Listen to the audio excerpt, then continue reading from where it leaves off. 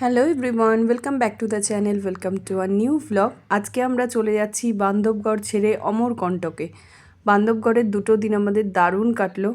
রিসোর্টটা দারুণ ছিল, একদম খোলামেলা। তার থেকেও ভালো ছিল এখানকার খাবার দাবার। কুকটা এতই ভালো ছিল, যা অর্ডার করছিলাম দারুণ ছিল। সবাই আমাদের সি অফ করতে চলে এসছে, আর যতক্ষণ গাড়িতে লাগেজ প্যাক হচ্ছে বাচ্চাগুলো একটু সেই সুযোগে খেলে নিচ্ছে। কারণ আমরা 4টে ফ্যামিলি 2টো গাড়িতে যেহেতু ট্রাভেল করছি, ওরা একসাথে থাকার সুযোগটা পাচ্ছে না গাড়ির মধ্যে। তো সেই কারণে যেখানে সুযোগ পাচ্ছে একটু খেলে নিচ্ছে নিজেদের মতো করে। তো আমরা এখন বেরিয়ে পড়েছি অমরকণ্টকের দিকে। আর তোমাদের কালকের ব্লগের একটা জিনিস ক্লিয়ার করে দিই, বাজরাংকে বান্ধবগড়ের রাজা এই কারণেই বলা হয়, ও হচ্ছে ওই জঙ্গলের সবথেকে বড় বাঘ। তো যাই হোক, যেতে যেতে অনেকটা টাইম কেটে গেছে, সবারই একটু ঝিমুনি পেয়ে গেছে। তো সবাই একটু গাড়িতে ঝিমিয়ে নিচ্ছি। সেই মুহূর্তেই আমাদের ইন্ডিকেট করছে গাড়ি যে হিট হয়ে গেছে। তো কিছুক্ষণ রেস্ট নিয়ে আবার চললাম আমরা অমরকণ্টকের দিকে।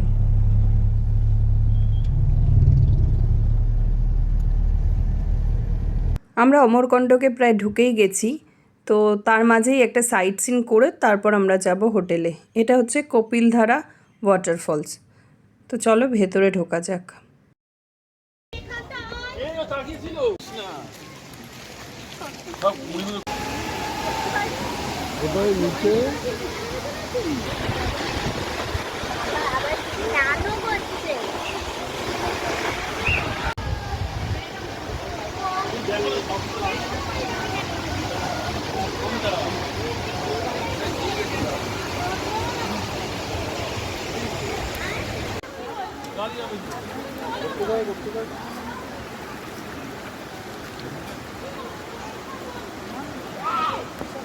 যেহেতু খুব রোদ বাইরে আর সবাই একটু ক্লান্ত হয়ে গেছি, সেই কারণে একটু আখের রস খেয়ে তারপর উঠবো গাড়িতে।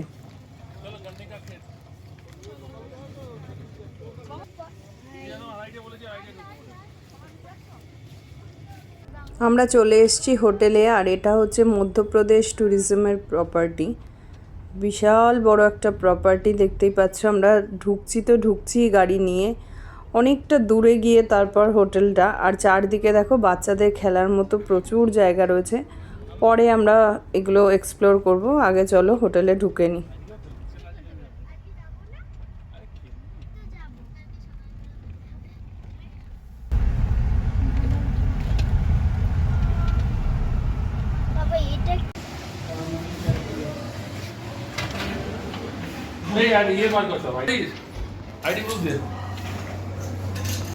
রিসেপশনের ফর্মালিটিস সেরে আমরা চলে এসেছি রুমে। রুমটা বেশ স্পেসিয়াস, তবে আলাদা কিছু রুমে দেখানোর কিছু নেই। সমস্ত হোটেলেই যা থাকে অ্যামেনিটিস সেগুলোই রয়েছে। তবে ইন্টারেস্টিং ব্যাপার হচ্ছে বাইরেটা এত সুন্দর দেখে এলাম ঢোকার সময়। তো আমরা যাবো লাঞ্চ সেরে, এখন প্রচণ্ড খিদে পেয়েছে, আগে লাঞ্চটা করে নিই তারপর যাব। আর এখানে একটা মেন ব্যাপার হচ্ছে এখানে ননভেজ একদমই পাওয়া যায় না, ভেজই খেতে হবে আমাদের এই 2 দিন। তো চলো আগে লাঞ্চটা সেরে আসি, তারপর বাইরেটা নিয়ে যাব তোমাদের দেখাতে। এটা আসলে গভর্নমেন্ট প্রপার্টি, তো ওয়েল মেনটেন্ড আর বিশাল এরিয়া জুড়ে। পনির এটা চাটনি। ভেবেছিলাম এখানে অনেকক্ষণ টাইম স্পেন্ড করব, সবাই মিলে খেলবো, মজা করব।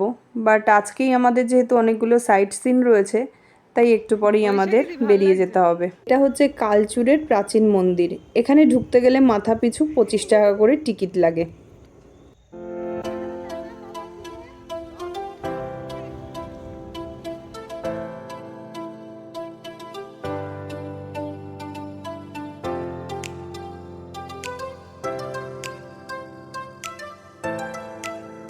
আমরা এখন এসেছি স্ত্রীযন্ত্র মন্দিরে।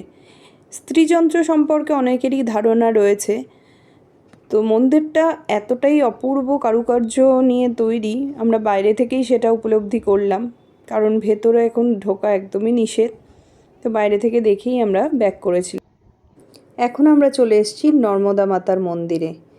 এই মন্দিরটি অমরকণ্টকের মেন আকর্ষণীয় স্থান। কথিত আছে নর্মদা নদীর উৎপত্তিস্থল এখান থেকেই। এখানে প্রত্যেক দিন সন্ধ্যাবেলা সন্ধ্যা আরতি হয়। চলো আজকে আমাদের সাথে তোমরাও সেই সন্ধ্যা আরতি উপভোগ করবে।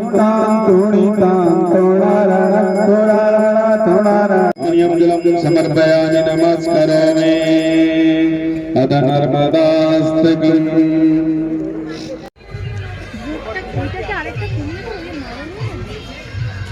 Good morning everyone. আজকে পরের দিন, তাই আমরা যাব এখন ব্রেকফাস্ট করতে। তো এখন যাচ্ছি হোটেলের ডাইনিংয়ে। আর এই দেখো সকালটা কত সুন্দর, সানি ব্রাইট মর্নিং একদম। চল দেখ কি খাবি।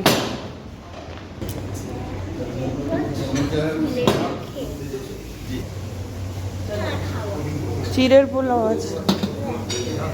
আমরা ব্রেকফাস্ট করে আবার বেরিয়ে পড়েছি সাইট সিনে। আজকে আমাদের অনেকগুলো সাইট সিন রয়েছে, তো সেই জন্য তাড়াতাড়ি করে ব্রেকফাস্ট করে আমরা বেরিয়ে পড়েছি। তবে এখানে না লিটারেলি ভয় লাগে ভিডিও করতে, কারণ এত বাদরের উৎপাত, হাতে মোবাইল বা ছোট কিছু থাকলেই ভীষণভাবে অ্যাটাক করে।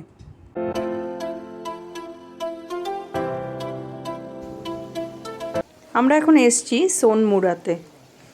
তো কথিত আছে যে সোন নদীর উৎপত্তিস্থল এই জায়গা থেকেই।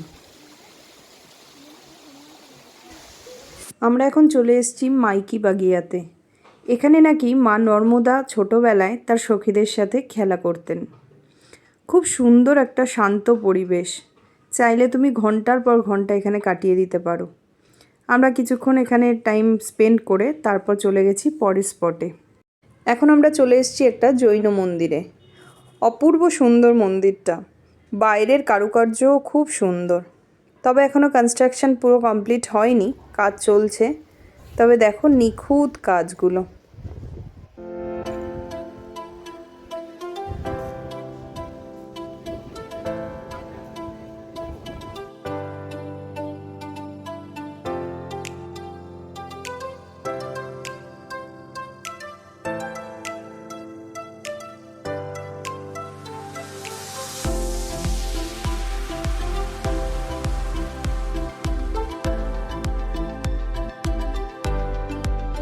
সাইট সিন করে আমরা আবার ব্যাক করেছি হোটেলে। খাওয়া দাওয়া কমপ্লিট করে এবার বেরিয়ে পড়েছি। গাড়িতে অলরেডি লাগেজ তোলা হয়ে গেছে। আমাদের আজকে রাতেই ট্রেন রয়েছে, তো আমরা এখন বেরিয়ে পড়ব স্টেশনের দিকে।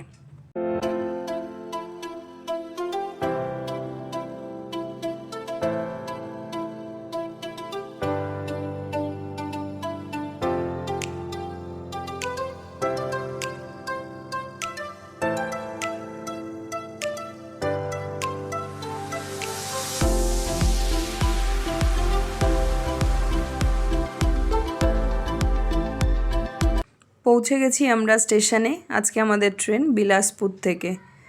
তো ট্রেন আসার যেহেতু একটু টাইম ছিল, তাই জন্য বাইরে ওয়েট করছিলাম সবাই মিলে। পৌঁছে গেছি আমরা হাওড়া স্টেশনে। একসাথে একটা ভালো ট্রিপ কাটালাম। এরপর যে যার মতো বাড়ি ফেরা।